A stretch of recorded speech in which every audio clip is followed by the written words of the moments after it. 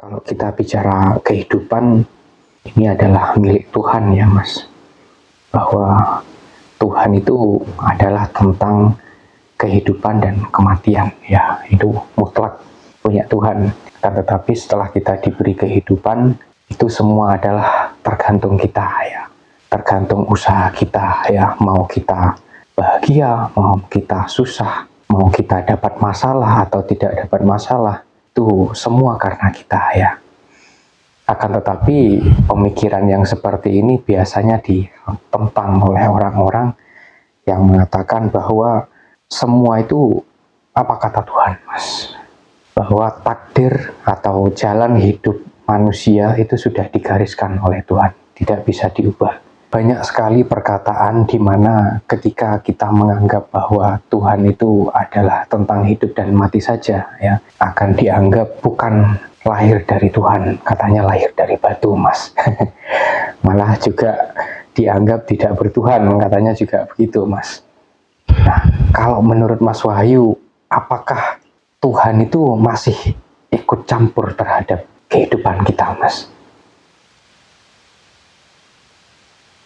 Tentunya kalau kita bicara tentang cara berpikir ya, sudut pandang berpikir, apalagi kita membahas tentang kehidupan, termasuk di dalamnya secara spesifik tentang ketuhanan, itu kan pasti selalu berbeda-beda ya Mas ya. Ada yang berpendapat A, ada yang berpendapat B, C, D, dan seterusnya. Yang pertama tentu kita sama-sama saling menghargai saja. Apapun pendapat, apapun cara berpikir dari kita dan juga dengan teman-teman, dengan saudara-saudara kita yang lainnya. Supaya kita tidak terjebak bahwa seolah-olah apa yang menurut kita benar itu adalah yang paling benar. Apa yang menurut kita baik adalah yang paling baik. Karena yang lain juga akan berpikir seperti itu. Padahal apa yang menurut kita benar belum tentu menurut yang lain benar. Dan apa yang baik menurut kita belum tentu juga baik menurut yang lainnya. Mungkin itu poin yang harus digarisbawahi supaya kita bisa berpikir lebih luas lagi dan kita bisa hidup itu rukun damai dengan semua. Ya. Nah kemudian kalau kita bicara tentang hidup, kita sama-sama meyakini dan mengimani bahwa hidup kita ini berasal daripada sumber kehidupan. Artinya sang pemilik kehidupan. Yang kita yakini dan kita imani, kita kasih nama Tuhan, kurang lebih begitu. Karena Tuhan nggak pernah mengakui bahwa dirinya Tuhan, itu nggak ada.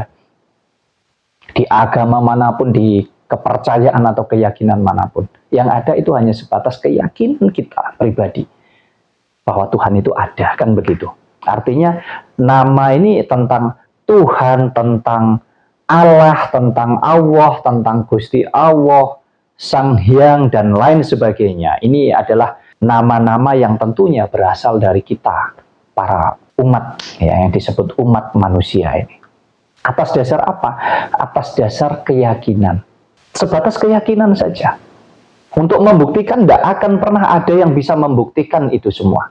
Kalau ada yang banyak bertanya, mana bisa manusia menciptakan langit, menciptakan bumi dan seluruh isinya? Itu adalah pertanyaan yang menurut saya, pertanyaan yang sangat, ya bisa dikatakan bodoh mungkin, atau lucu. Kenapa harus mempertanyakan itu? Kalau ada di antara kita semua meyakini bahwa itu adalah ciptaannya Tuhan, kita disuruh buktikan ya enggak bisa, betul enggak? Betul. Lalu kenapa? Hanya karena modal yakin dan iman, terus kita harus berdebat, berantem, bertengkar satu dengan yang lain. Seolah-olah yang tidak sama cara berpikirnya, seolah-olah yang tidak sepaham, itu dianggapnya salah, dianggapnya sesat, dianggapnya macam-macam. Jadi saya tidak mengatakan salah atau bodoh atau lucu atau tidak tepat tentang antara yang percaya dan tidak percaya bahwa ini semua adalah ciptaan daripada Tuhan, tidak. Tetapi saya mengatakan bodoh, lucu, tidak tepat. Itu ketika saya ini mengkritisi cara berpikir mereka, ketika itu dibanding-bandingkan antara yang berpikir ini adalah ciptaannya Tuhan, dan orang yang tidak mempercayai bahwa ini adalah ciptaannya Tuhan terus dianggap ini salah. Yang percaya menganggap yang tidak percaya itu salah, demikian pula sebaliknya. Saya hanya mengkritisi itu gitu loh. Supaya maksud saya, tidak usah kita bertengkar tentang itu. Ayo, kalau memang kita yakin dan iman bahwa Tuhan itu ada, justru atas dasar itu, ayo kita berkesadaran, berpikirlah yang luas dengan hati yang betul-betul lapang, sehingga kita bisa hidup itu rukun satu dengan yang lainnya gitu loh. Dalam segala hal tentunya. Nah, sama halnya tentang keyakinan bahwa hidup ini adalah berasal daripada Tuhan. Itu keyakinan. Karena kita tidak akan pernah bisa membuktikan itu. Nah, kalaupun kemudian dikembangkan, dipelajari di dalam kehidupan masing-masing sehingga orang bisa berargumen atau berpikir bahwa hidup itu begini, terus yang satunya hidup itu begini, yang satunya lagi hidup itu karena ini dan lain sebagainya. Monggo kita satukan untuk kebaikan. Toh sama-sama tujuannya adalah untuk hal yang baik, untuk hal yang benar. Sama halnya dengan agama apapun. Kalau tujuannya sama-sama bertuhan, salahnya di mana sih? Nah, terus kemudian yang terpenting agamanya atau tentang ketuhanannya. Kalau yang terpenting tentang ketuhanannya, berarti kita harus lepaskan tentang agamanya. Artinya nggak penting mau agama apapun. Konsep atau tujuan daripada bertuhan itu apa? Adalah supaya kita ini bisa menjalani hidup dengan baik, dengan benar dalam segala hal. Bukan hanya untuk diri kita sendiri, tapi untuk sesama. Bukan hanya untuk sesama manusia, bahkan untuk seluruh yang ada di alam semesta. Berarti poinnya lebih penting mana? Kita berbaik-baik, menjalani hidup yang benar dengan seluruh kehidupan yang ada di alam semesta, atau kita harus hidup baik-baik hanya untuk diri kita sendiri atau untuk kelompok atau agama kita sendiri. Kan itu yang kita harus berpikir lebih luas gitu loh maksud saya. Jadi kalau kita bicara tentang Tuhan, menurut saya secara pribadi adalah tentang kehidupan ini. Artinya tentang hidup. Kalau sudah tentang hidup berarti dari yang tidak ada menjadi ada. Itu yang disebut hidup ini tadi. Nah, kemudian nanti kita akan kembali tidak ada, disebut mati. Maka ketika kita sudah yakin, kita sudah iman, ya sudah, Tuhan hanya tentang itu saja gitu. Bahkan bisa dikatakan nggak ada mati sebetulnya. Karena mati itu adalah penilaian kita tentang tubuh fisik ini, tentang wujud yang nyata ini. Sejatinya tentang kehidupan adalah tentang energi. Yang mana energi kehidupan ini nggak pernah hidup dan nggak pernah mati, sudah ada dari dulu gitu loh mas. Jadi itu yang disebut hidup ini akan kekal. Ya kehidupan ini yang akan kekal. Bukan terus rohnya ini nanti setelah mati itu akan hidup kekal. Bukan seperti itu. Roh dalam arti yang seolah-olah kita gambarkan roh ini adalah wujud dari masing-masing pribadi di antara kita. Enggak. Tapi energi kehidupannya itu kekal abadi. Wadahnya nggak ada. Kalau wadahnya nggak ada, ya nggak ada bentuknya gitu loh. Artinya ini menurut saya, menurut yang lain monggo silahkan. Menurut saya berarti ya roh itu nggak berbentuk, nggak berwujud gitu loh. Roh itu adalah satu kesatuan energi. Jadi tidak ada beda antara roh kehidupan yang ada di saya dengan di Mas Yahya, demikian pula dengan di yang lainnya. Yang membedakan hanya wujud bentuknya, sehingga fungsinya bisa jadi tidak sama. Ada di binatang, ada di tumbuhan, ada di pohon, tapi sama-sama itu memiliki kehidupan. Sama halnya kayak energi listrik itu yang saya sering katakan. Listrik itu ya satu, energi listrik. Tapi kenapa fungsinya bisa berbeda-beda? Manfaatnya bisa berbeda-beda. Karena berbeda perangkat. Kita ini kan perangkat toh Mas ya. Pohon itu perangkat. Binatang itu perangkat. Alam semesta ini adalah perangkat daripada energi kehidupan. Lah listrik juga sama. Listrik itu adalah energi. Tapi bolam itu perangkat. Makanya ketika listrik dialirkan ke bolam, dia akan menghasilkan cahaya. Manfaatnya untuk menerangi. Tapi ketika listrik ini dialirkan ke televisi misalkan, maka dia akan berubah karena perangkatnya berbeda. cara kerjanya tidak sama.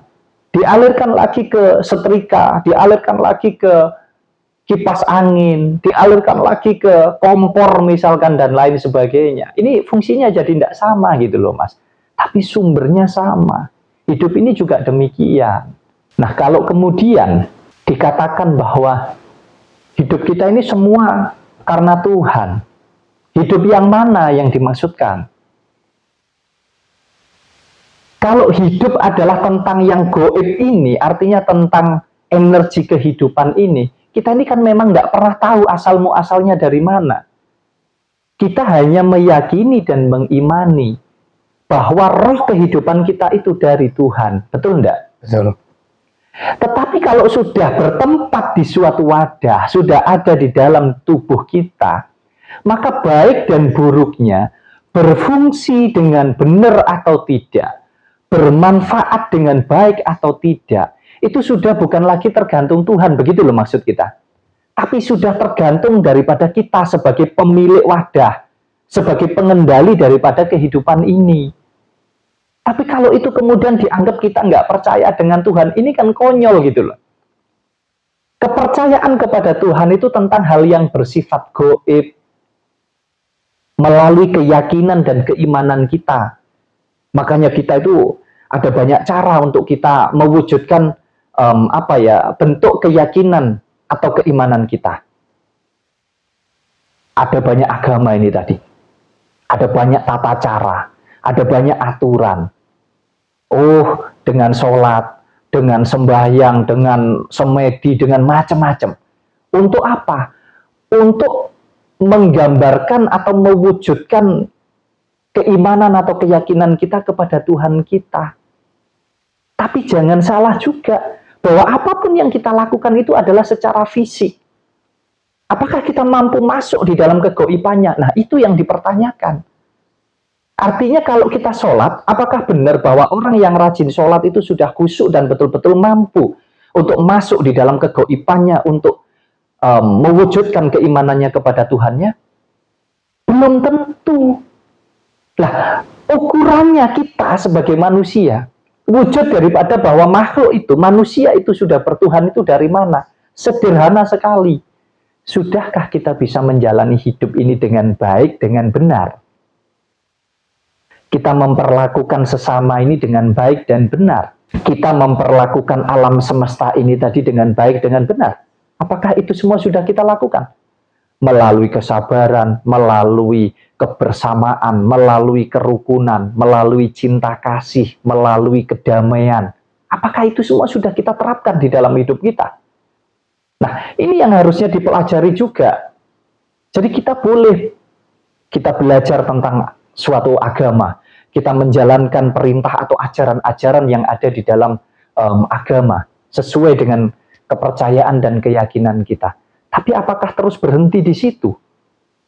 Seolah-olah semua ini harus atas dasar dalil. Semua ini harus atas dasar apa yang tertuang di ayat yang ada di ajaran agama. Tetapi kita melupakan bahwa hidup kita ini bukan hidup pribadi sendiri. Bukan hidup tentang kelompok atau golongan beragama saja. Tetapi hidup kita ini hidup yang luas. Kita hidup berdampingan dengan seluruh makhluk yang ada di alam semesta ini. Itu kan jauh lebih penting. Makanya, ini ada banyak orang yang berpikir bahwa ketika kita mengatakan bahwa baik buruknya hidup kita, mau kita susah, mau kita miskin, kita dikatakan kaya, artinya hidup kita ini enak atau tidak enak, itu karena jerih payah kita sebagai manusia, terus kemudian dianggap kita nggak beriman kepada Tuhan. Ini kan cara berpikir yang sangat sempit. Karena pembuktian daripada keimanan itu setiap orang kan tidak sama. Ya sederhananya itu tadi yang saya sampaikan. Buktikan kalau kamu beriman, buktikan kalau kamu bertuhan, terlepas dari apapun agama kamu. Tapi buktikan itu semua dengan kamu menjalani hidupmu. Sudahkah kamu betul-betul kamu ini bertuhan gitu? Apa sih bedanya saya dengan Mas Yahya? Apa sih bedanya saya dengan teman-teman yang lain? Yang membedakan kan hanya wadahnya, betul enggak? Hanya bentuknya. Lah kalau kita mengimani bahwa semua kehidupan ini bersumber dari Tuhan sebagai sang pemilik kehidupan, terus kenapa kita harus bertengkar? Kan begitu. Kenapa kita harus saling menghujat satu dengan yang lainnya? Ya malah tidak ketemu konsep ketuhanannya, malah tidak ketemu pengakuan diri bahwa kamu itu bertuhan gitu. Jadi menurut saya, ya hidup kita ini sudah bukan lagi campur tangannya Tuhan, sudah. Tuhan tidak ngurusi. Mau kamu jadi maling, mau kamu jadi kiai, mau kamu jadi pendeta, mau kamu sehari ganti 1000 agama, mau kamu punya banyak hutang, mau kamu sebagai orang yang bekerja keras, artinya apapun yang kamu jalankan di dalam hidup kamu, tentang baik dan buruk. Baik dan buruk ini adalah kita, manusia yang menciptakan. Kita yang menilai, kita yang menjalankan. Bukan Tuhan. Makanya ada orang jadi maling. Kalau Tuhan campur tangan ngurus itu, nggak mungkin dibiarkan orang itu jadi maling. Ada orang memperkosa, ada orang membunuh. Bahkan katanya ini sudah ahli agama. Punya pondok pesantren dan lain sebagainya. Ya, ternyata ada juga banyak oknumnya yang melakukan kejahatan-kejahatan itu. Apakah ini yang dikatakan bertuhan? Ya, ataukah Tuhan itu iseng, Mas? Misal ada orang yang susah, itu ujian dari Tuhan, katanya. Kok tega teman ya, Tuhan itu. Makanya begini loh maksud saya. Ketika kita ini menjalani hidup, ini apa kata kita, apa kata Tuhan? Coba renungkan dengan baik, kita pakai logika akal sehat dulu. Ya, kata kita ya. Apa kata kita? Mas Yahya mau menikah, mau berkeluarga atau tidak, mau punya anak atau tidak. Terlepas dari nanti berproses itu berhasil atau tidak. Ini kan juga harus kita pelajari. Bukan hanya dari satu sisi yang goib saja, tapi yang logika. Makanya orang ingin punya anak saja, itu sekarang ini bisa pakai, contoh saja ini, bisa berupaya pakai bayi tabung. Itu artinya kita terus mengembangkan pola pikir kita, untuk kita mencari cara. Betul enggak? Betul. Harus disehatkan dua-duanya, bukan hanya istrinya, tapi suaminya juga harus sehat. Dijaga kesehatan hormonnya dan lain sebagainya. Ini kan bentuk daya upaya.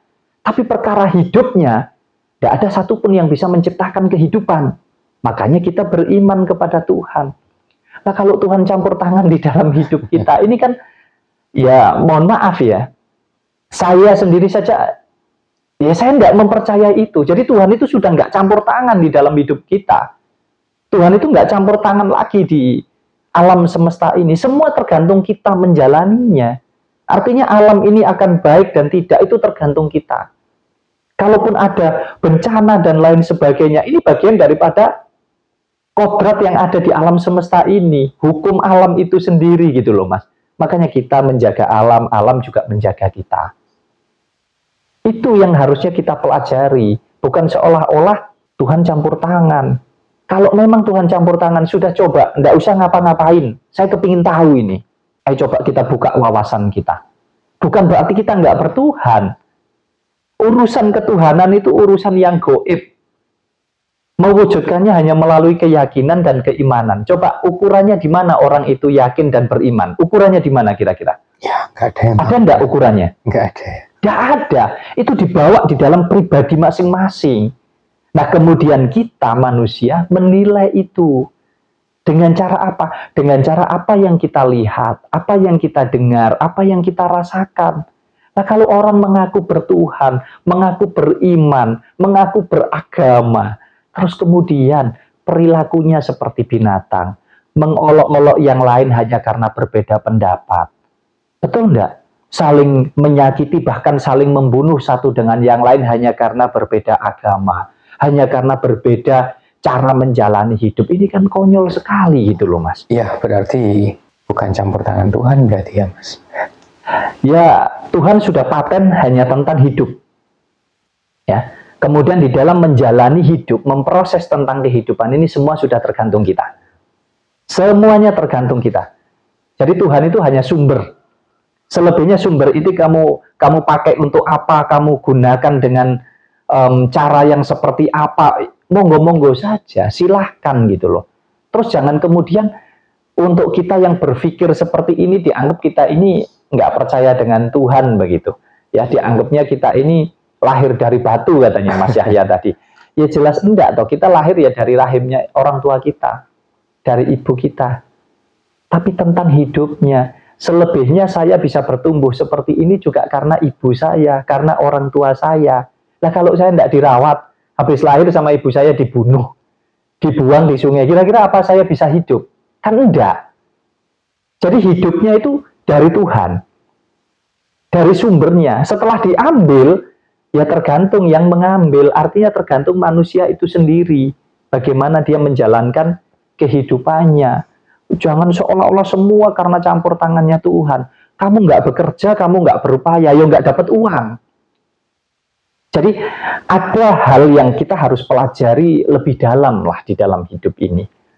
Kalau saya sering katakan, di dalam diri kita itu ada dua unsur kehidupan. Yang satu bersifat fakta, yang satu bersifat gaib. Yang fakta yang mana kehidupan yang fakta? Ya kehidupan raga ini. Tubuh fisik jasad kita ini nyata, fakta. Kita merawatnya dengan cara yang fakta juga. Makanya butuh pakai baju, butuh mandi, butuh minum, butuh makan, butuh istirahat dan lain sebagainya. Itu fisik banget gitu loh. Nah, sedangkan kehidupan yang kedua, itu kehidupan yang bersifat gaib. Kita hanya bisa meyakini dan mengimani kegoiban itu. Wujudnya di dalam diri kita apa sih? Ya kita yakini wujudnya adalah roh kehidupan ini. Ada yang menyebut energi kehidupan dan lain sebagainya. Itu kan hanya sebatas keyakinan atau keimanan. Nah, cara menjaga, cara merawat, dan cara menjalankan kehidupan yang gaib ini dengan cara apa? Ya dengan cara yakin dan iman. Yang nggak ada tolak ukurnya. Lalu kenapa? Seolah-olah semua karena Tuhan. Bukan. Sumbernya dari Tuhan. Sudah. Itu saklek. Nggak bisa diganggu-gugat. Tapi itu pun sebatas keyakinan. Betul nggak? Selebihnya tentang hidup ini ya, bagaimana kita menjalankannya. Jangan kemudian kita lagi menghadapi masalah, kita tidak punya uang, kita ada banyak hambatan di dalam hidup, terus kemudian ini ujian dari Tuhan. Itu hanya bentuk apa ya, mungkin penghibur hati saja Mas. Seolah-olah semua dari Tuhan begitu. Itu bentuk kepasrahan kita saja sebagai manusia. Itu yang membuat kita nggak semakin cerdas sebetulnya. Jadi kalau kita berhasil, itu semua ya karena jerih payah kita secara manusia. Yang gaib kita yakini, oh ini karena Tuhan. Kan begitu. Secara gaib, melalui keyakinan dan keimanan. Karena memang kalau nggak ada hidup ini kan nggak mungkin kita bisa menjalani hidup. Artinya kalau nggak ada Tuhan, kita nggak mungkin bisa makan, kita nggak mungkin bisa ngapa-ngapain. Tapi tentang kehidupannya, tentang hidupnya ini loh. Lah kalau tentang kita bisa makan secara fisiknya, ya itu tergantung kita. Bisa enggak kita cari makan? Bisa enggak kita memakan makanan itu? Betul enggak? Ini yang kadang saudara-saudara kita, teman-teman kita ini enggak mau belajar lebih luas lagi tentang kehidupan. Sehingga enggak sama dianggapnya sesat. Berbeda dianggapnya, kamu itu lahir dari batu dan lain sebagainya. Kamu enggak percaya Tuhan. Ada istilahnya nggak percaya Tuhan itu disebut ateis, ada yang dikatakan agnostik dan lain sebagainya ya, ada yang percaya ada Tuhan tapi nggak percaya agama dan lain sebagainya. Jadi ini hanya penamaan-penamaan dari kita ya, dari manusia tentunya. Tapi kalau kita bicara hidup yang sesungguhnya yaitu tadi ya, ini tentunya ini menurut saya ya, ini hanya untuk kita saling belajar sajalah ya, bahwa hidup itu sendiri dari Tuhan. Tapi kemudian bagaimana kita menjalankan hidup, ya itu bagaimana kita saja. Artinya semua tergantung kita, bukan lagi campur tangan Tuhan. Ya kalau Tuhan masih ikut campur tangan di dalam kehidupan kita, tidak akan pernah ada hal yang baik dan hal yang buruk itu tadi. Jadi justru karena manusia lah, maka ada hal baik dan hal buruk. Karena kita yang menilai, kita yang merasakan, kita yang menjalani, bahkan kita yang mewujudkan itu semua. Jadi hidup ini ya murni tentang kita, baik buruknya kita tentang kita sendiri. Bagaimana kita menjalaninya, Mas?